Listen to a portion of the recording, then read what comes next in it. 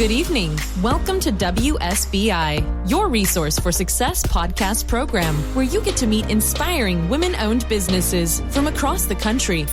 And now, for your host, Kimberly McLemore.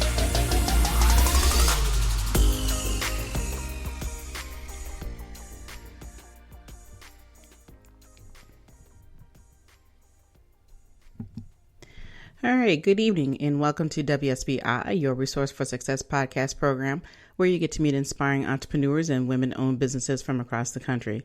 I am your host, Kimberly McLemore, CEO and founder of the Women's Small Business Initiative, LLC, and award-winning author. And welcome to another night of sharing. With us we have Jacquie Murrell, better known as Lady J, is an author, youth family mentor, motivational speaker, life bounce back and business coach, media personality, serial entrepreneur, and community servant leader. She owns 3 companies and is the published author of 4 books. So without further ado, please help me welcome to my platform, Lady J. How you doing this evening, Lady J? Hi, I'm well, and how are you? Thank you for having me. I'm doing fine. I'm excited to have you on, and I can't wait to hear your story and share it with my great listeners. So before we dive into the interview, why don't you just tell the listeners a little bit more about who Lady J really is? So I consider myself a bounce back-ologist, and yes, that's my word. I made it up. And because I have had to bounce back in life and business several times over. So I come from a very humble background, a very traumatic background. I have survived a lot of different things that tie into what I do every day on a day-to-day basis across all my platforms. So, from domestic violence, molestation, addiction, just a host of things, suicidal ideation.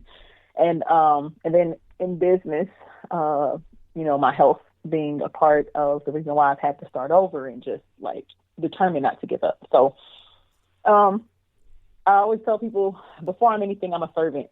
So I love to serve others. I love to help others. I love to watch other people grow and succeed. I like to give to others what I was not afforded the opportunity to receive during those times, throughout my journey. So anything that I may have lacked, I try to provide. So that in a nutshell is who I am. I'm a giver and I'm a servant. So.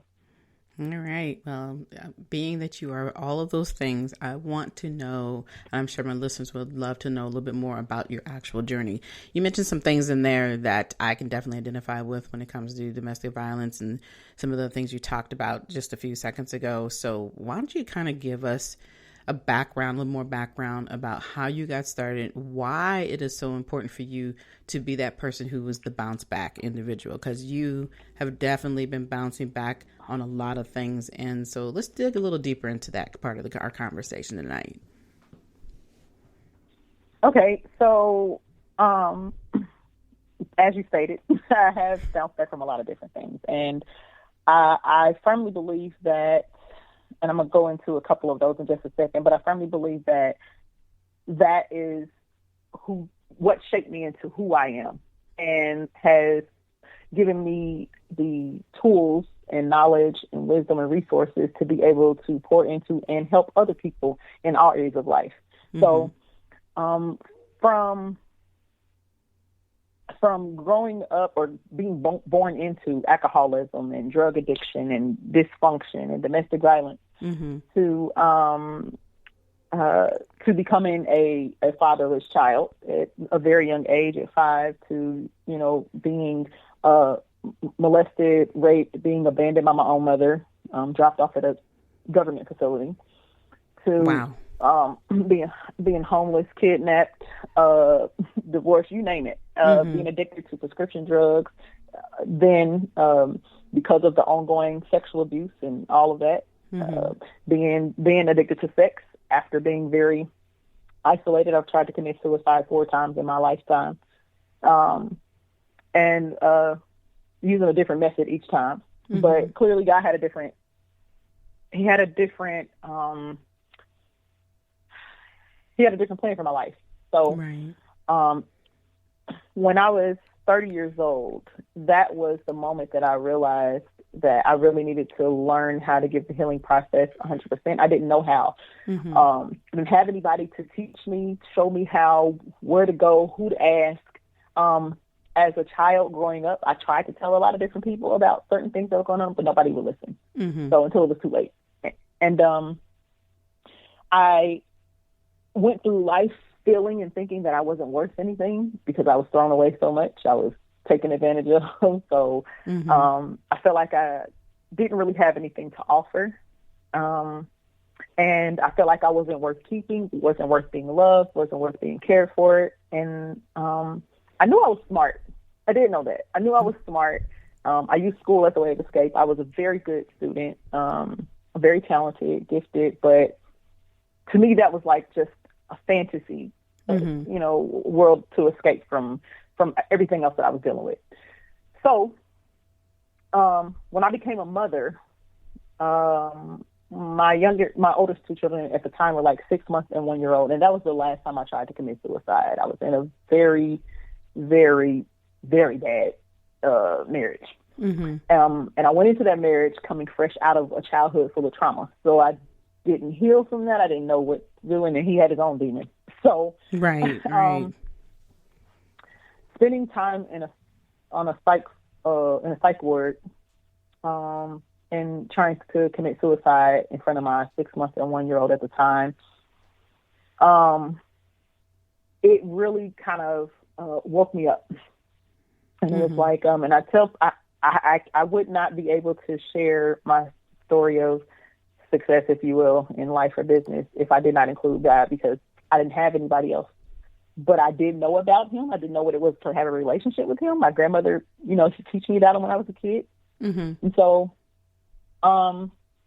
when that happened to me, it was like I heard a question like come in my head, like, is this what you really want to leave your kids, with? Do you really want them to grow up the way you did? And so they became my reason to fight and to live.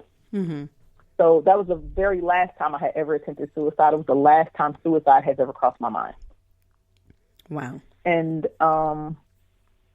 so I enrolled in a 12-step program through a church that I was introduced to. And, of course, the 12 steps didn't cure me or anything, but it definitely helped. It gave me some insight and some encouragement and some support and help as I started the process to heal from a myriad of trauma. Right. So it addressed my behaviors and how I interacted with people at work and friends and all of that. So, and as a mother, I didn't want to become the same type of mother that my mother was. I didn't want my kids to have the same type of upbringing that I had. So I was determined to do the work no matter how long it took and no matter how hard it was. So in doing that, I was able to go, to school because I didn't go right into college after graduating.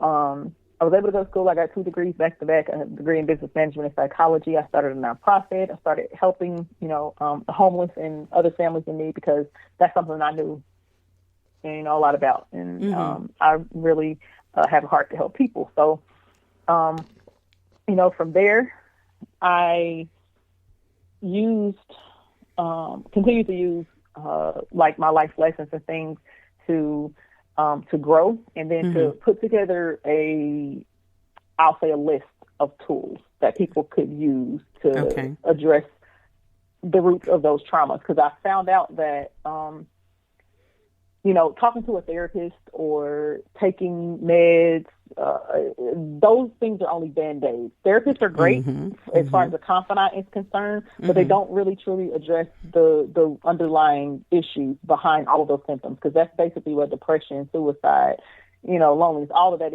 are symptoms. So I found out too that you really have to have a holistic approach. So your mind and emotions have to be in alignment with each other, because if they're not, then it affects all areas of your life. You can't make sound decisions. That's why a lot of people can't safe, or your finances are messed up. You don't, right. you know what I'm saying? You lose a job after job. Right. So God really began to show me actually certain demonstrations, and give me visions of demonstrations that I could use to show people when I'm teaching them this and activities that they can do, so that they can really get a good feeling of how to apply it. And so I wrote my story into a book series, and then it kind of spread like wildfire. And then I started getting calls from nationwide youth groups like Job Corps, after school programs, juvenile detention centers to come in and speak. And then that turned into me doing live interactive sessions with them, showing them how to go through the process, how to address those issues so they could, overcome those obstacles too. And I've met hundreds of kids, oh my God, just come from so many broken backgrounds, and really just feeling like I felt like life had nothing to offer. So, and that hit home with me. And so, I love embracing them when they're crying or they are, expressing their story to me, telling me their story and expressing themselves. And then I had adults want to do it, and then whole families. And so, and so I found myself in courtrooms, with them, so. Oh my goodness. Yeah. So I really, really have a passion for that. And I came to the understanding that everything that I had gone through was specifically for this assignment. Right. So I learned to embrace that. And I also had to learn how to forgive for the apologies that I would never get. Right. Exactly. Let me just stop you there. Let me just stop you there for a second. Because, your story, I'm listening to you, and I'm not saying much because it is so overwhelming to hear everything that you just said. You have hit every statistic that most people never see in a lifetime. And it just I'm sitting here like, wow.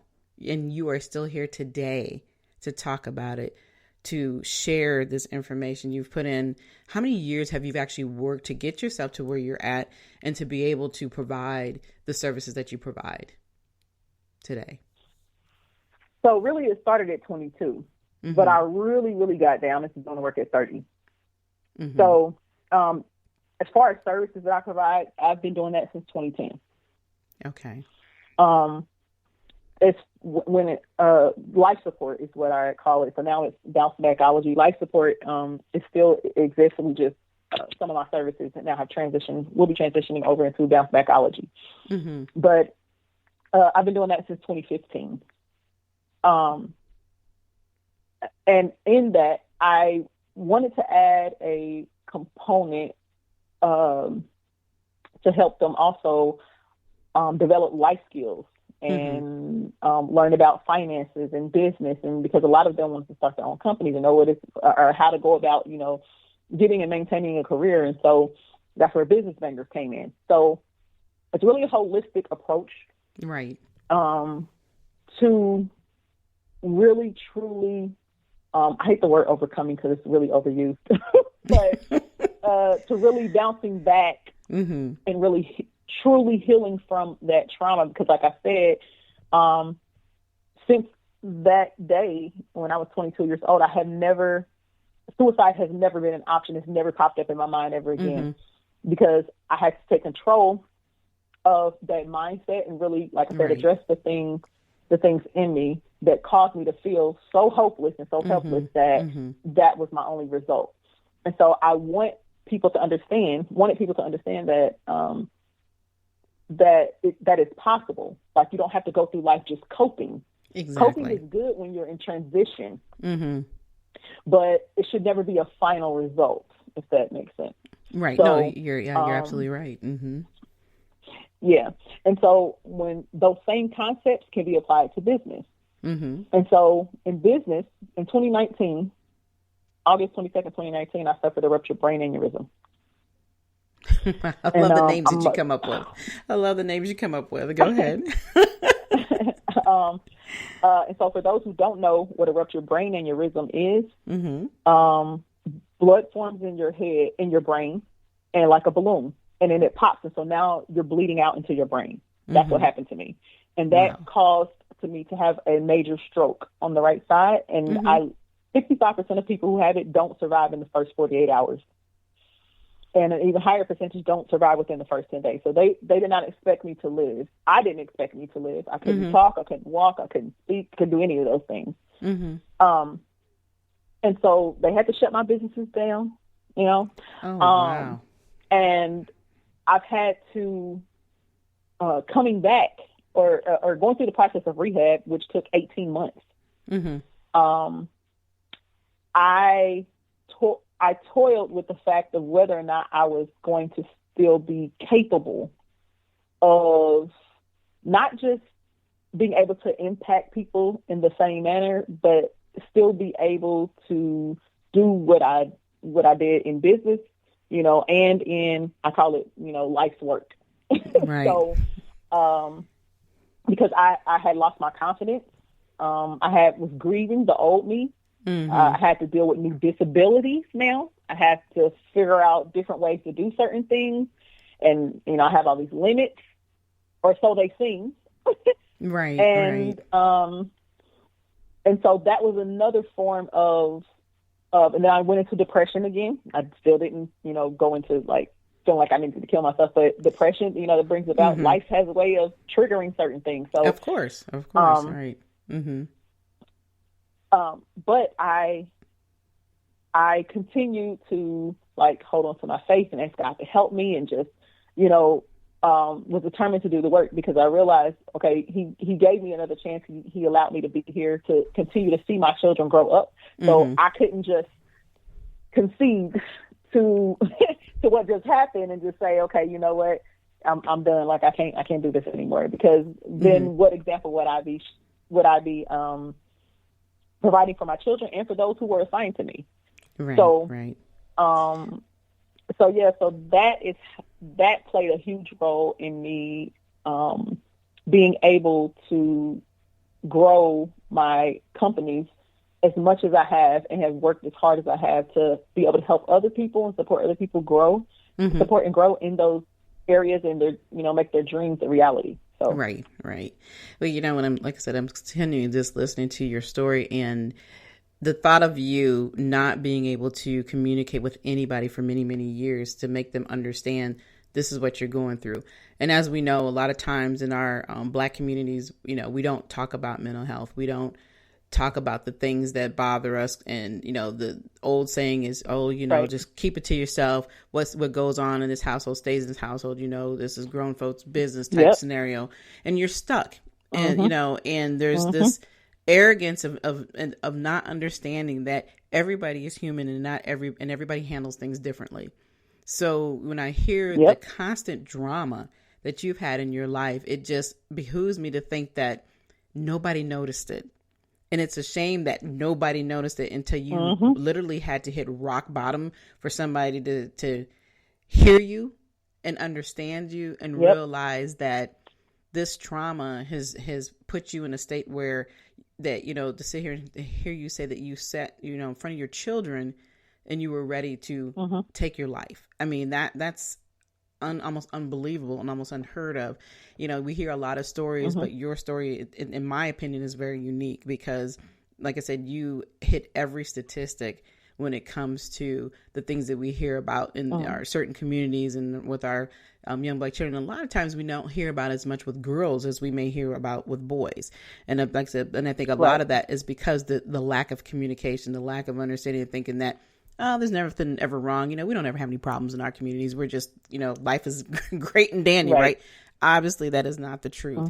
And for you to take what you've done and to accomplish, even when you had to stop everything and then to come back out, you know, I don't think anybody would have blamed you for not wanting to restart. But your journey, there is obviously absolutely a purpose and a reason of why you are here. And what God's plan, you know, like I said, we have our plan, but he definitely has a plan for you and what you're doing in the community. I'm just sitting here just amazed, you know, like I said, we all have our issues, you know, we all have our problems, but what you have become is the voice for those who don't have a voice. And you're, you know, and having somebody that they can depend and trust on. You know, when you said that you actually go into courtrooms and, you know, to help these families out and so that they understand that there's somebody there that they can talk to, you know, when they need to, and that you're there for a service, but that service is much deeper than that. You call yourself a servant leader. Talk about how you feel and how that's affected the community that you surround every day. Okay, so being a servant, I believe I'm blessed to bless others. That's how I stay blessed. When I take care of God's people, he takes care of me. When I was down and I didn't have anything, he sent people to help and to, you know, provide for me. So I do that for people. And I believe in doing that, the best way to lead is by example. If Absolutely. I want someone to understand what it is that I'm trying to teach or what I'm trying to lead them into, then I need to make sure that I am able to walk the same thing I talk. So I do that in business a lot, especially with my multimedia company. When we are at red carpet events with celebrities or doing meet and greets or doing award shows or something like that, I'm in the background coordinating everything and pushing them to the forefront so that they can get you know, so they can get shine. I'm working. Yes, I'm the CEO, but I am touchable. Like, you can reach out and touch me. You can talk to me. Right. You know, I am not sitting in a high office somewhere. I like to be hands-on. I like to teach, to mentor, so I think that those qualities, as far as a leader is concerned, one, you have to know what to follow to. If you're going to be a leader, you have to know how to follow, but you have to know what to follow. And then as you're following, you have to make sure that you are remaining teachable and coachable. And so you can continue to grow and develop the tools and skills that you already have and obtain new ones. Also, I like to make sure I'm never the smartest person in the room all the time.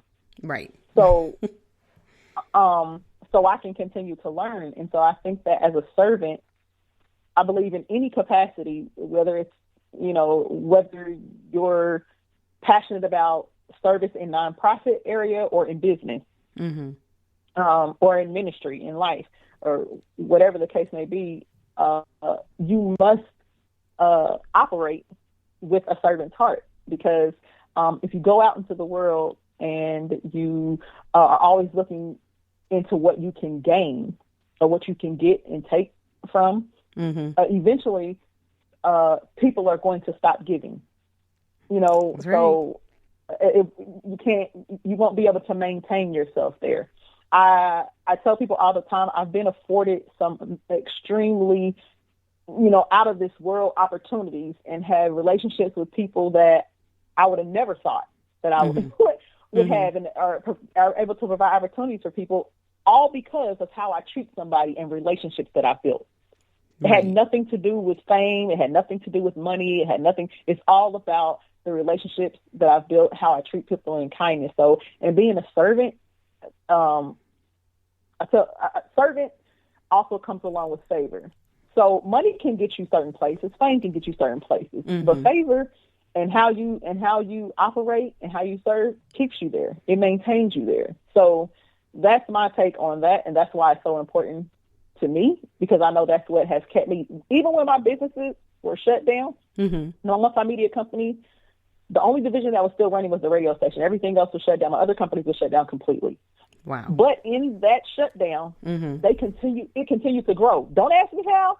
I have no clue. But when I came back, I have no clue. When I came back, I was doing the Oscars. I had news stations reaching out. I mean, I was just like, wait, what just happened? Because I've been gone for 18 months. And I don't know what the heck just happened, but, you know, and that's just the favor, you know, the favor of God. And when you are really passionate about what you do, and you're passionate about people, you're passionate about helping others in whatever capacity it is, then he'll take care of you. He just will. That's just right. What it is.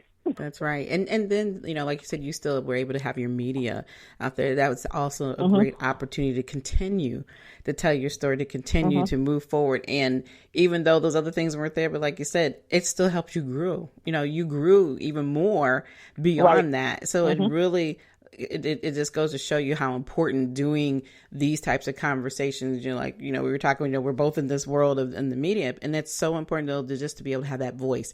And I think a big part of it is that you still had that opportunity to share your journey and all the ugliness that comes with it, all the goodness that comes with it. And I think that's the thought of things that people need to understand when they're trying to get into business, whatever it is they're doing. A lot of times they just see the good. They need to hear these stories consistently. They need to understand that we're human. We all go through some things in life, but it depends on how you handle it and how you bring it to the forefront. And you, Lady J, you have no problem bringing it to the forefront and letting people know this is what makes me tick every day.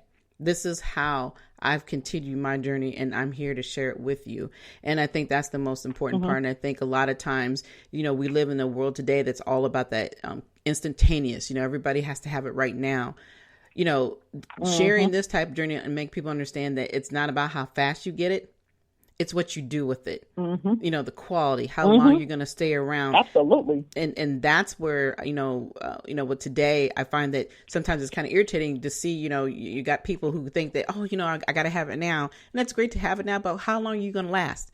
What are you sustaining? What is your real purpose in life? And if you're constantly just chasing money, that money may be there, but will it be there forever? And what have you really given in return in order to sustain yourself and to help others out? Like you said, being a servant is a much bigger picture than I think a lot of people even really understand, because everybody's trying to chase that dollar. So once you can realize what your purpose is, you're definitely going to grow into the person that you are. And I want you to talk a little bit about your books. Now, you said you have a series, so tell us just a little bit about that series. Okay, so it's the life support series, and it's the first one is surviving life's worst challenges. The second one is rehab, and the last one, I was going to call it Impossible. It's going to be released this year, but I'm actually going to rebrand it because it's been a while since I released the second one. So I'm going to rebrand it, but it's still going to be my story. And I'm going to add a few things to it. But basically, book one, so surviving life's worst challenges. It talks about my upbringing, me coming into the world, the different traumas and stuff that I faced. It has questions and lessons in it, looking back, like the lessons now that I see and being able to see where God was, even though, when I was in it, it didn't look like he was there. When I was in it, it didn't feel good. You know what I'm saying? It didn't look good. But going through the book into rehab, it talks about how I struggled trying to go through the process of healing. How many times I relapsed back into certain things and, back into certain behaviors and all of that stuff. And then the final book, that's going to be so glorious. It just brings everything together. Look, you don't have to tell us everything. Together. You don't have to tell us everything. Look, keep us on the edge, okay? So I will say, too, the book walks you through in explicit detail. So I will say, disclaimer, if your children are under the age of 16, so I would say if they're between 13 and 15, you may want to read it with them, but 16 and older, because it does have explicit details. I talk about, I go step by step through every rape, molestation, I can still remember the person's smell, what they wore, exactly what happened, what I had on, what things took place. So, along with, certain things that happen in my marriages and all of that in these relationships, because I wanted people to be able to understand there's a stigma when it comes to depression and suicidal ideation. A lot of people will say, girl, what's wrong with you? Why are you killing yourself over that? Like, and I'm like, you have no clue until you have walked in that person's shoes. That's right. At 11 years old, was the first time that I was ever sexually violated, and it was by a stranger. And my mother and one of her friends told me that it was my fault. You should have did this and you should have did that. I'm 11, and I am trembling. And nobody ever, yes, the police was called, but nobody ever followed up. It was never to be talked about ever again. So for a child to go through something like that and then understand at 11 that you're not going to be protected by the one who's supposed to be protecting you, and you don't have a father, so that's even being left double unprotected. Right. You know, then that is difficult for a child to process. My mind could not handle the magnitude, you know what I'm saying, of the pain that came along with that. And then just keep adding to that over and over and over again as you go, you know, as you go on. So the book walks you through all of that stuff, and it really puts you in the moment. So when a lot of people were reading this, they were saying, you know, I couldn't stop flipping the pages. Like, when's the next one coming out? You know, and it's a really quick but very powerful read. And I wanted to make it so colorful as if they were standing there in the moment, seeing what was going on, feeling what was going on. Right. You know, so that's the way it's written. And the final book will talk about, it'll go into some of the challenges and a lot of the some of the other mistakes that I made, you know, from exiting rehab. And then it will talk about like my brain aneurysm and how that affected me, and how I thought I was going to die without being able to say goodbye to my children. It goes into a lot of different things, and then it's going to come full circle and talk about all of the accomplishments and victories that I was able to win throughout that whole entire process. And then where I am now, how God has blessed me, how he's elevated me, and how my greatest joy is to be able to make others happy. When I see others happy, I'm able to provide something to somebody. It's like, hey, Lady J, you know, I'm getting ready to finally launch my business. Right. That's the kind of stuff. Once you've taken some of my classes, or I've been mentoring you, or you're one of my business clients. I have a lot of business clients that I provide business services to.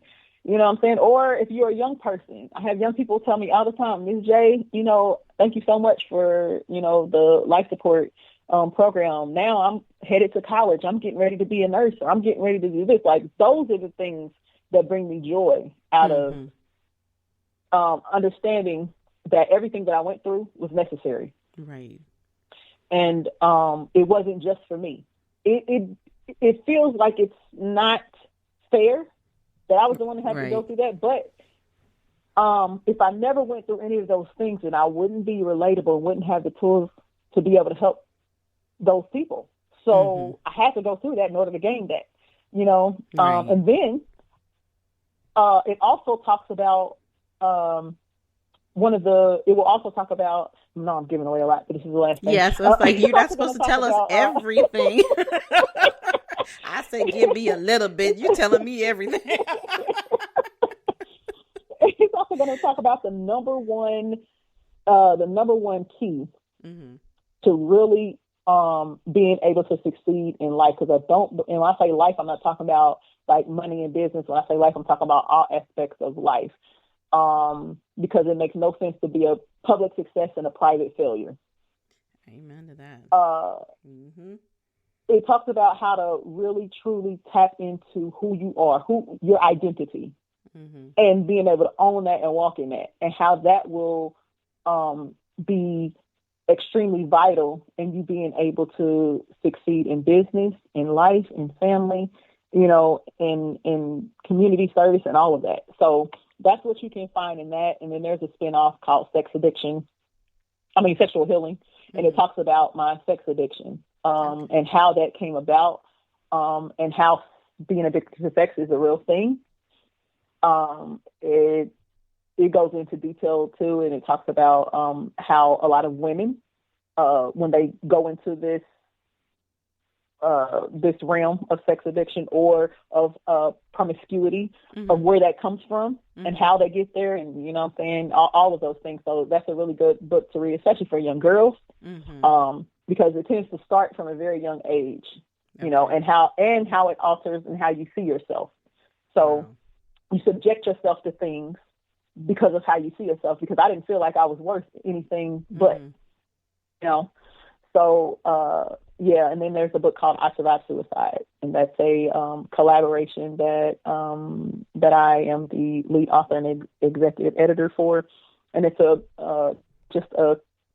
stories, a collaboration of stories of women who are sharing a particular instance in where they committed suicide. They talk about the things that happened that led up to them wanting to commit suicide, and then the act itself. They walk you through it, and then what steps they took to address that suicidal ideation. And then there's a story in there, a final story about a young lady who attempted suicide, and she actually died. And so, and this book is very dear to me because for someone who tried multiple times, I know that a lot of people who try to commit suicide, they die on the first try. So I know that I'm here for a reason. And it's like taboo to talk about suicide outside of just suicide awareness. And I think we need to really be real about the things that contribute to suicidal ideation, which are all of the things I just shared with everyone here. All of these different types of traumas and the things you go through, whether it's in childhood or adulthood, all of these things contribute to that. And there are people that are suffering in silence, and you don't have to. So those are what the books are about. So tell me where the books can be purchased. Okay. Okay, so you can purchase the books if you want a signed copy. You can go to ladyj.co. That's ladyj.co. If you want a signed copy, or you can get them on Amazon. Okay, all right. And then why don't you provide just your social media links while you're giving out all that other great information? Ooh, okay. I got a lot of pages, so just I'm going to give y'all some of the main pages. I'm going to give you the main pages, okay? So, really, if you went to ladyj.co, ladyj.co, you can connect with me on all my social media links there, so you can find out all about my different brands. But on Facebook, you can connect with me at Lady J Brand. And then on LinkedIn, you can connect with me at Lady J. And on Instagram, you can connect with me at ladyj.co. All right. Well, your story is phenomenal. We could probably talk for hours because you just have so much to share with everybody, but obviously we're at the end of the show this evening. And, I do want to thank you so much for coming on and just sharing your story, because I think, like I said, people really do need to hear the authenticity, the truth. They need to understand that we are all very human. And no matter how you see our success today, that's not how we started. And I think that's, exactly the most important part about all these stories when it comes to being a business owner. And like I said, again, I really do appreciate you taking the time to be with me this evening and sharing that story. Do you have one last word that you would like to say to the listeners tonight? Well, thank you for having me. I really appreciate you giving me the opportunity. I want to leave everyone with this. It's up to you to take the necessary steps to use the setup for you to bounce back from the setbacks, so you can look back to see how far you've come in order to truly appreciate the comeback. If I'm possible, then so are you. I was the girl nobody fought for, who became the woman nobody wanted and not worth keeping. But after hearing me today, am I really, though? That's it. I like that. All right. Well, you know what? I can't end the show better than that. So, Lady J, thank you again so much for coming on tonight and sharing your story. And wow, if you guys aren't listening, you need to re-listen. You need to go back and listen to the story over and over and over, because trying to understand what it means to bounce back the way that you provided the information tonight has such a whole different meaning. So I hope you guys are understanding this conversation. If you have a conversation that you would love to communicate with me about in reference to not just bouncing back, but how are you going to continue to move forward? And I think that seems to be the goal and the theme of 2022 is really, truly taking your dreams and turning them into real goals, making it a reality. And that's what we all do when we're in business here, when it's all about helping other women or men, children, whoever it is. If there's something true that you really want to have a conversation about, you can reach out to me anytime. And you can reach me through my email at Kimberly, WSBILLC@gmail.com, so we can have that chat. Let's talk about it. Let's get it on paper and let's make it a reality for you. Also, if you'd like to want more of your resource for success, we are taking monetary donations to support the podcast, and we are accepting that through Cash App, PayPal, or you can also go to the website at www.wsbilc.com to make your donation. And again, we would like to thank you all for listening to us tonight. We will be back next week with more amazing guests. Be sure to follow us on iHeartRadio or wherever you listen to your podcasts. But until then, Enjoy the rest of your evening, and good night. Good night, everyone. We will be back next Thursday evening at 7 p.m.